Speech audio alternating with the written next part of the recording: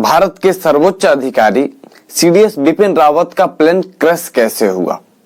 वह लड़ाकू विमान जो इतना मजबूत था कि वह 12,000 किलो का वजन उठाकर कहीं भी जा सकता था और किसी भी परिस्थिति में पहाड़ों में, झाड़ियों में कहीं भी लैंडिंग कर सकता था, वह प्लेन क्रैश कैसे हुआ जब उसमें सीडीएस का जवान, सीडीएस का जनरल, जब बिपिन रावत उसमें मौजूद था। सवाल तो बनता है, आखिर सवाल कौन पूछेगा? हम ही तो पूछेंगे। वह लड़ाकू विमान जो खराब मौसम में भी उड़ सकता था और बिना किसी हेलीपैड के कहीं भी जंगलों में और झाड़ियों में सुरक्षित लैंड कर सकता था, वह जहाज क्रैश कैसे हो गया? सवाल तो बनता है, आखिर प्लेन क्रैश कैसे हुआ जब सेना का सबसे बड़ा अधिकारी उसमें मौजूद था? सवाल तो बनता है। कहा जाता है कि सेना के जवान पर सवाल नहीं उठाते, लेकिन सेना के जहाज पर तो सवाल उठा सकते हैं, उस पर तो कोई पाबंदी नहीं है।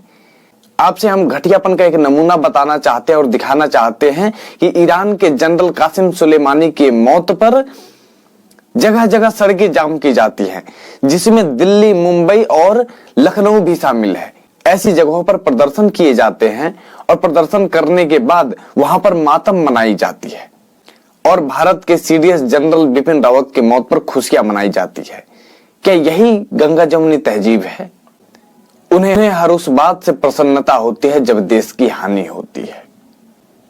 इनकी देशभक्ति पर संदेह न करे। अरे गद्दारों, तुम देशभक्त थे ही कब?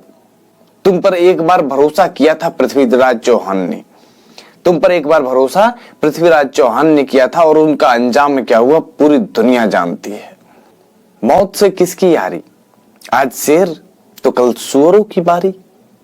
याद रखना हंसने वालों, जब उरी हमला हुआ तब तुम हंसे, जब पुलवामा हुआ तब तुम हंसे, जब मनोहर पर्रिकर की मृत्यु हुई तब तुम हंसे, जब सुषमा स्वराज की मृत्यु हुई तब तुम हंसे, जब भारत और पाकिस्तान का मैच चल रहा था और जिसमें पाकिस्तान जीत गया और भारत हार गया तब तुम हंसे, और आज सीडीएस जनरल बिपिन रावत की मौत पर भी तुम हंस रहे हो।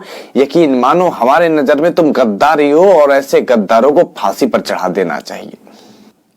हमारा देश संकट में है और आए दिन लोगों की हंसी की खबरें आ रही है और सीडीएस जनरल बिपिन रावत की मौत पर लगातार ही लोग हंस रहे हैं। और उन गद्दारों का हम नाम बताना चाहते हैं।